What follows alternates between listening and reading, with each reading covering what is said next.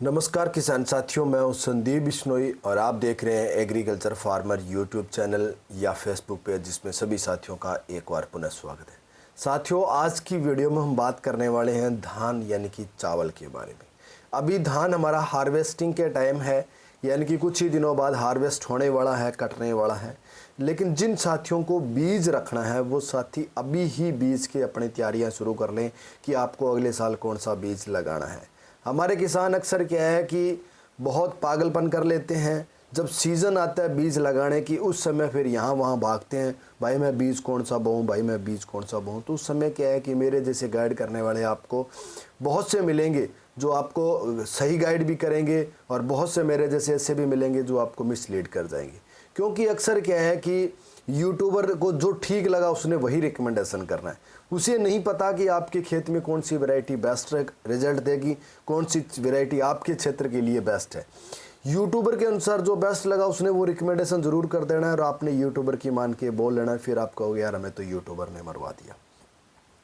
तो अभी उचित समय साथियों, पिछले किसान मेला 2022 का जो PIU का लगा था, दिल्ली पूसा अनुसंधान केंद्र का मेला लगा, तो उसमें किसानों को उन्होंने 3 वेराइटियाँ उपलब्ध करवाई थी। एक 1847 पूसा बासमती 1847, पूसा बासमती 1885 और पूसा बासमती 1886। ये 3 वैरायटी किसानों को 1-1 किलो बीज उपलब्ध करवाया था। वो 1 किलो बीज इसलिए उपलब्ध करवाया था कि किसान अपना खुद का बीज अगले साल तैयार करे और वहीं से अपना अच्छा उत्पादन ले, क्योंकि हर वर्ष आपको धान का बीज नया लेने की ज़रूरत नहीं रहती है। तो इस समय अभी पूसा अनुसंधान केंद्र की मैंने एक वीडियो देखी जिसमें उन्होंने लगभग जिन किसानों ने बीज लिया है उनमें से 10 से 15 किसानों की पूसा अनुसंधान ने वीडियो बनाई है, और बाकायदा उस वीडियो में उन्होंने उन किसान का एड्रेस भी उपलब्ध करवाया है। तो अगर आप उन किसानों से संपर्क करते हैं तो आपको वहाँ से एक अच्छा और बेहतरीन क्वालिटी का बीज मिलेगा। जो पूसा बासमती की 1847, 1886 और 1885 जो 3 वेराइटियाँ हैं, वो तीनों ही वेराइटी हमारी प्रमुख वेराइटी जो हम इतने सालों से लगाते हुए आ रहे हैं। 1509, 1121 और 1401 ये धान की वैरायटी इन्हीं की रिसर्च और टॉप वैरायटी हैं, यानी कि इन्हीं वैरायटियों का सुधार वैरायटी है। तो आज के बाद आप ये अपने दिमाग में एक बात बिठा लें कि हमें 1509, 1121 और 1401 नहीं लगाना है, क्योंकि इसकी नई वैरायटी, नया संशोधन बीज मार्केट में उपलब्ध हो चुका है। अगर हम 1121, 1401 या 1509 लगाते हैं तो आपका केमिकल का, फंगीसाइड का वो जो खर्चा है वो बढ़ेगा और उत्पादन घटेगा। ये दोनों आपको नुकसान होने वाले हैं। तो आप एक बात आज ही गांठ बांध लें कि हमें ये 3 वैरायटियाँ नहीं लगानी है। इन तीनों वैरायटियों का जो ऑप्शन है, 1509 जो साथी लगा रहे हैं उनके लिए 1847 वैरायटी नई लॉन्च हो चुकी है। जो किसान साथी 1121 लगा रहे हैं उनके लिए 1885 वैरायटी नई लॉन्च हो चुकी है, और जो किसान साथी 1401 लगा रहे हैं उनके लिए 1886 वैरायटी पूसा बासमती की नई लॉन्च हो चुकी है। जो तीनों ही जुलसा रोज, जोंका, ब्लास्ट है, इन किस्मों में अभी इस साल किसी प्रकार की कोई बीमारियां नहीं आई है, और इस साल फील्ड में बहुत से किसानों ने ये लगाई हैं। तो अगर आप किसान से अगर बीज ले लेते हैं तो आप अच्छी क्वालिटी का बीज लेके अगले साल आप लगा सकते हैं। और बीज जो किसान भाई लें या जो किसान भाई अपने घर पे अपने धान का खुद के खेत का बीज रखें, वो प्रॉपर अच्छी तरह से आप अपने खेत के धान को पकाएं, अच्छी तरह से उसकी हार्वेस्टिंग करने के बाद घर पे आप 20 दिन पुनः उसको सुखाएं।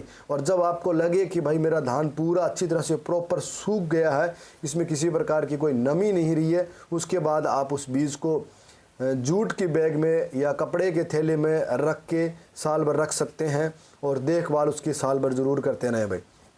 नई जो तीनों ही वैरायटियाँ लॉन्च हुई है, अच्छा इसका साथियों उत्पादन है। 25 से 30 या 32 क्विंटल तक उत्पादन देने की क्षमता वाली ये वैरायटियाँ हैं। तो मैं मेरे किसान साथियों से निवेदन करूंगा कि आप अपने इसी समय अगले साल आपने कौन सी वैरायटी लगानी ये डिसीज़न ले लें, और आपने अभी से ही जिस किसानों के यहाँ पहले से पूसा बासमती 1847, 1885 और 1886 जो वैरायटियाँ लगी हैं उनसे संपर्क कर आप उनको कहो कि भैया मुझे भी बीज दो, चाहे आपको 1 किलो बीज मिले, चाहे आधा किलो बीज मिले, जितना भी बीज मिले आप बीज लेके आप अपने घर पे रखें, ताकि अगले साल आपको किसी प्रकार की कोई समस्याएं ना हो। तो 1847 जो वैरायटी है वो वैरायटी 1509 और 1692 दोनों से ही अच्छी हैं।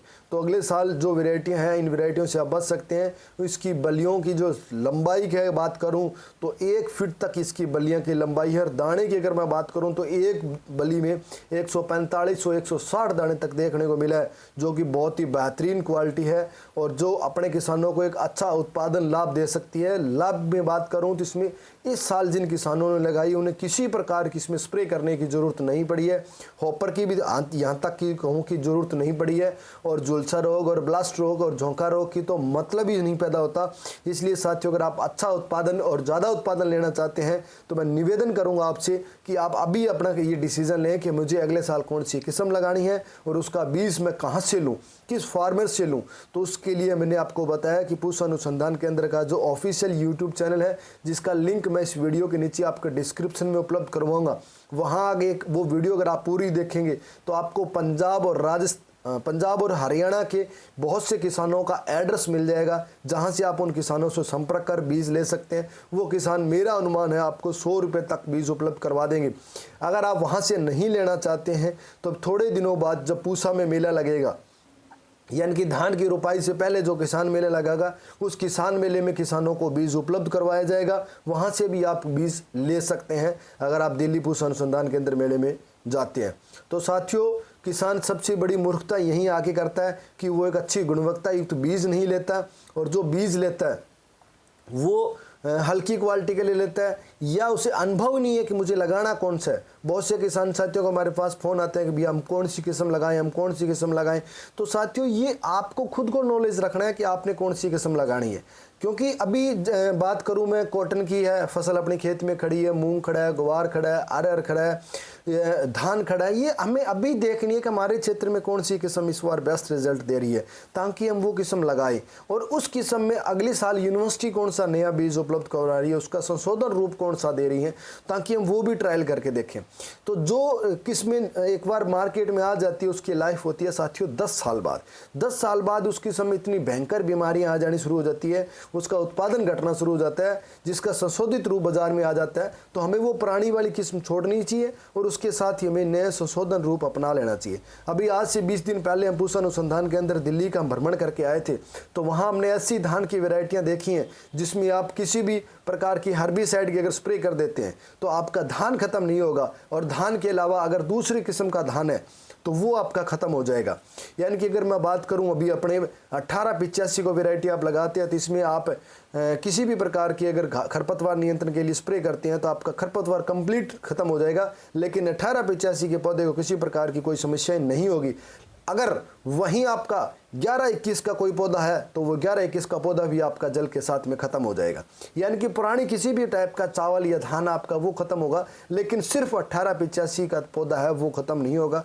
तो इस तरह से आप अपनी नई वैरायटी का खोज करें, और नई वैरायटी का आप खोज नहीं कर सकते हैं तो कम से कम ऐसे यूट्यूबरों से जुड़ के रहें, ऐसी संस्थानों से जुड़ के रहें जो आपको समय पर सही उचित मार्गदर्शन करते रहें। तो आप उनसे उचित मार्गदर्शन लेके भी अपने एक वैज्ञानिक तरीके से खेती कर सकते हैं। वीडियो पसंद आए तो अपने दूसरे साथियों के साथ शेयर भी जरूर करें। वीडियो कैसा लगा कमेंट कर हमें ज़रूर बताएं, और किसी प्रकार की वीडियो में कमियां रहें तो हमें कमियां ज़रूर बताएं, ताकि आने वाले समय में सुधार किया जा सके। धन्यवाद साथियों।